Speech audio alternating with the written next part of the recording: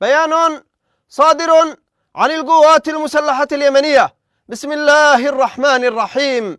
قال تعالى: فمن اعتدى عليكم فاعتدوا عليه بمثل ما اعتدى عليكم واتقوا الله واعلموا أن الله مع المتقين. صدق الله العظيم.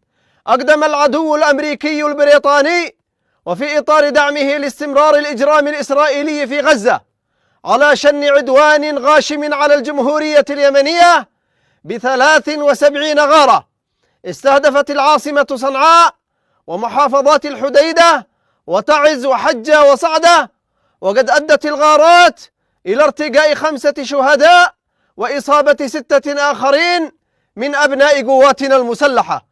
إن العدو الأمريكي والبريطاني يتحمل كامل المسؤولية عن عدوانه الإجرامي بحق شعبنا اليمني، ولن يمر دون عقاب، ولن يمر دون رد ودون عقاب.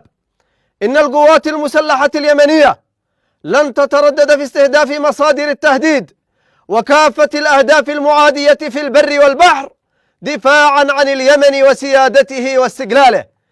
إن هذا العدوان الغاشم لن يثني اليمن عن موقفه الداعم والمساند لمظلومية الشعب الفلسطيني، والقوات المسلحة اليمنية تؤكد استمرارها في منع السفن الإسرائيلية